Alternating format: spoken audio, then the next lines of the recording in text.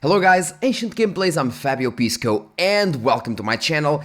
And I just really want to tell you that lossless scaling just keeps getting better. Oh my! I mean, it is almost impossible to think that a product that costs like $5, sometimes even less than that, can be as good as lossless scaling is. And of course, we're only talking about frame generation because lossless scaling can also do spatial upscaling, which isn't that great of course by today's standards, but it is still an option for older games that don't have any kind of upscaling, and at the same time, you have lots and lots of options regarding frame generation, and they're very good.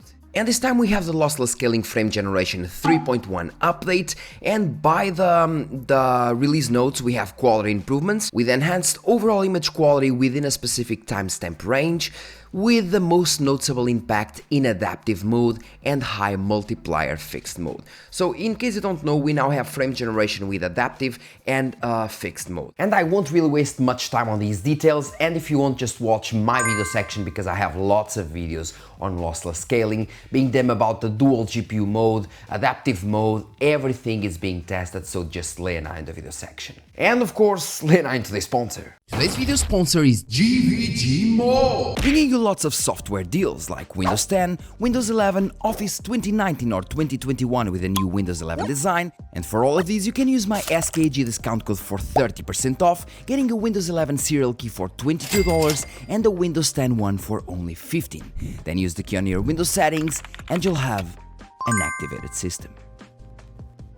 Improved quality at lower resolution flow scales, and the flow scale is basically what the software uses in order to kind of predict the movement. So in theory, the higher the flow scale, the better the quality you'll have. That's how it works in generally. Then we have reduced ghosting of moving objects, which is great, reduced object flickering, improved border handling, and refined UI detection. And this is one of the most important things that I've seen so far, and nobody talks about it. And this is very, very good, because in some games like Kingdom Come Deliverance that we will test again with Lossless Scaling Frame Generation 3.0, you could see the crosshair kind of splitting in 2 or 3 objects, kind of a ghosting effect, and with this version, the Lossless Scaling Frame Generation 3.1, that doesn't really happen anymore, so it is definitely improved. And as kind of a bonus, we have the new performance mode. The new mode provides up to 2 times GPU load reduction, especially for lower tier GPUs, depending on the hardware and settings, with a slight reduction in image quality, so up to 2 times reduction in terms of GPU load. There's no magic here. If you have better performance, you will have lower quality. In some cases, this mode can improve image quality by allowing the game to achieve a higher base frame rate, so yeah. And this is kind of interesting because, of course, that you'll have reduced image quality by using the performance mode, but at the same time, since you have a higher number of base frame rates, because the software won't take as much performance to run, you'll have higher frame rates, and that can also lead to higher quality, because the higher the base frame rates, the higher the quality, because the software has more base frame rates to work with. So it is kind of a trade. In some case scenarios it can actually be better because of course you have more frame rates. It's interesting, and it depends on your GPU power. As for the Lossless Scaling 3.2 options, because don't mix things up, this is Lossless Scaling 3.2, what we have is Lossless Scaling Frame Generation 3.1, but the version of the software is the 3.2. Now, one thing that I advise you is, for example, if you're running 4K, and this was told to me by the developer of Lossless Scaling, so it must be right. If you are going, let's say 4K, if you're running 4K, the flow scale doesn't really need to be at 100%. And again, the flow scale is what predicts the movement, which will also increase, so higher flow scale will increase the quality. But since 4K has so many pixels, the developer actually told me that for 4K, 50 flow scale, I mean, this should be like 50%, I guess. 50% is more than enough, and the quality won't be really impact, at least not something that you can see, and the performance will increase a lot. I like to have it at 65%, and it will work more or less like I want to. As for the scaling type, we don't really want upscalers, like I told you, so we just go off. As for the rendering, you can just go default with a max frame latency of 1. And the max frame latency is important because if you have it at 1, you'll have lower latency, but if you're using frame generation multipliers like 3, 4, 10 times, if you try to use 10 times with a maximum frame latency of 1, 10 times won't work, so you need to increase the latency in order to let the software go to higher multipliers. But if you're using 3 or 4 times, 1 or 2 will be completely fine, so don't worry. As for the G-Sync support, I need to enable it because I'm using an NVIDIA card now. The capture API is very important because if you are using Windows 11 24.2 or newer, because the 25.2 is going to be released now, you can use the WGC. And this is much better if you want to record your lossless scaling gameplay. In the previous applications, you needed to use the XGI, and if you use the XGI, you needed to go into OBS settings and use the game capture mode in order to have your lossless scaling footage there. But you can simply use the WGC now if you have, again, Windows 11 24.2 at least, and it will work perfectly. The recording won't really have those spikes anymore. Everything will just work fine. I just wanted to show you my settings in order for you to know. So now let's start firstly with Kingdom Come Deliverance, which is one of the games that I tested before in the previous version of Lossless Scaling Frame Generation 3.0. And as of now, we're running 4K. And by the way, the overlay is quite small, but the point here is not really the FPS numbers, is the quality improvement, even though the FPS numbers will still be a thing. And we're running 4K, and as you can see, the LSS4 transformer quality mode. And this is a 5070, so the card isn't really that powerful, but it is running well, I guess. We're running a flow scale of 65, and we're running the fixed multiplier. So we have 57, 58 here. As soon as I go Ctrl-Alt+S, which automatically enables lossless scaling, we drop to 50. So again, from 58 to 50 base frame rates, which is a bit yet, but we go now to 100. So instead of having 60, we drop down to 50 and then have double the FPS with lossless scaling, now running at 100 FPS. And by the way, yes, it is much better. Definitely much better. If you have a monitor with VRR, so variable refresh rate, which is basically something that everyone has right now, you can definitely notice the difference. We have more input latency, of course, but at the same time, the smoothness is just so much better compared to the 50 FPS or even the 60 FPS, since we're running now 100 Hz instead of 60 Hz. And the difference in smoothness is definitely better. As soon as I did something like this, what would happen is that the crosshair would completely kind of duplicate or quadruplicate, I don't really know if that's a word, and that's not really happening right now. So the UI detection, is definitely much better than it was.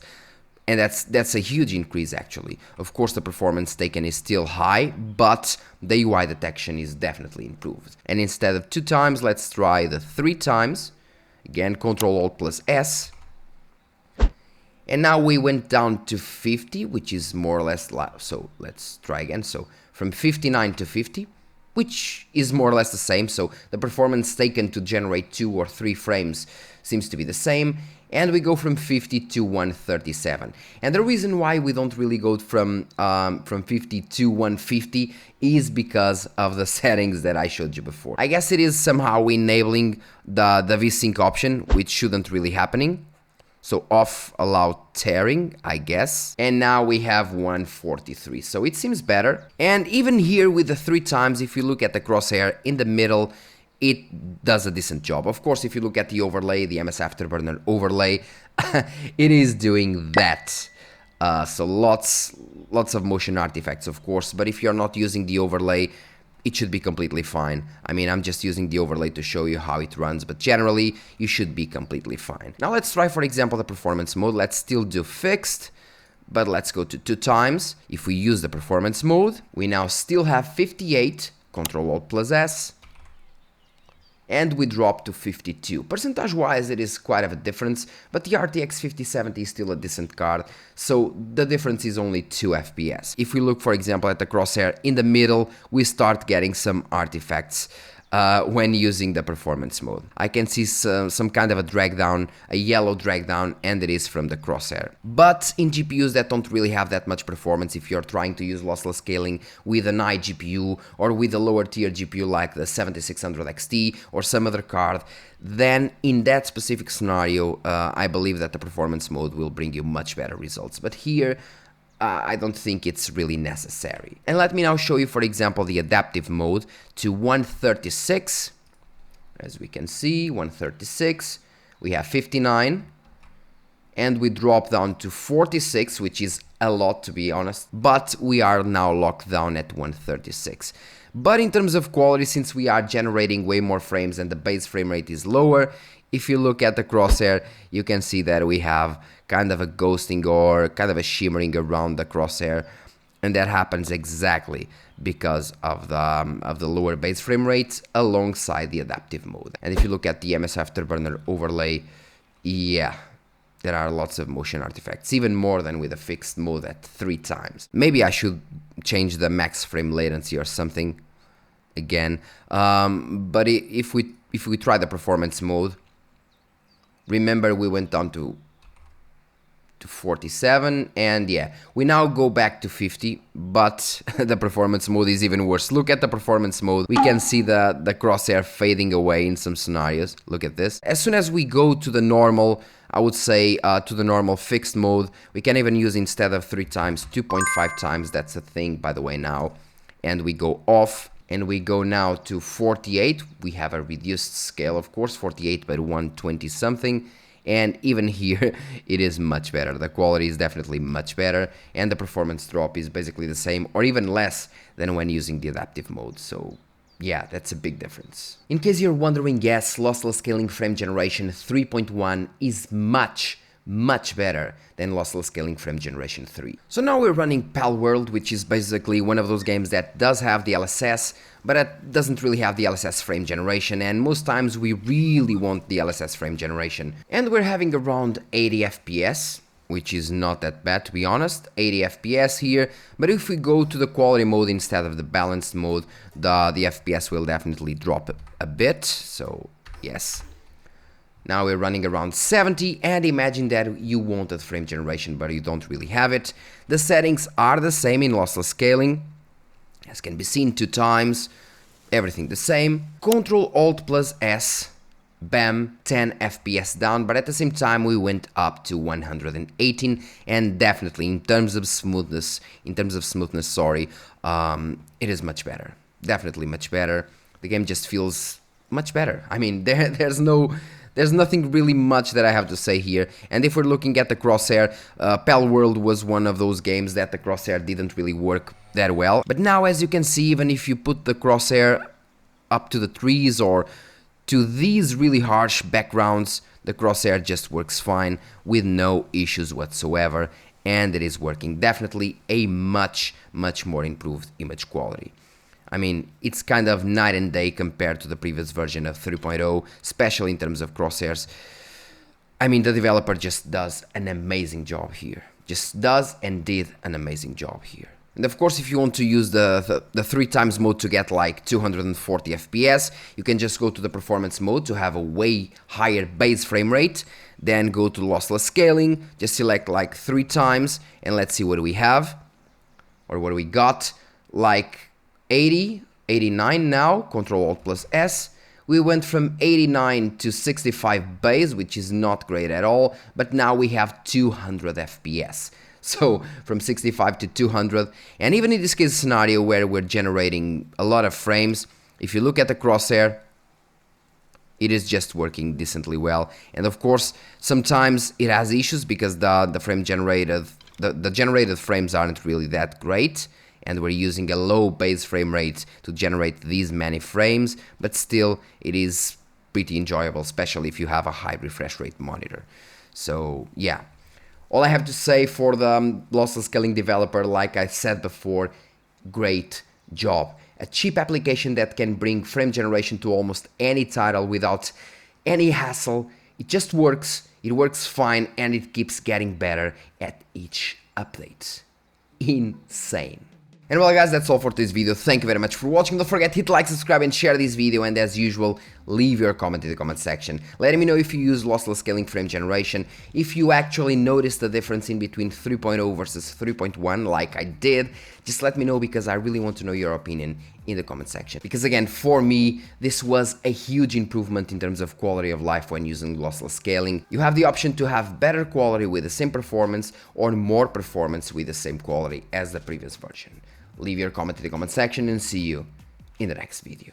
Cheers.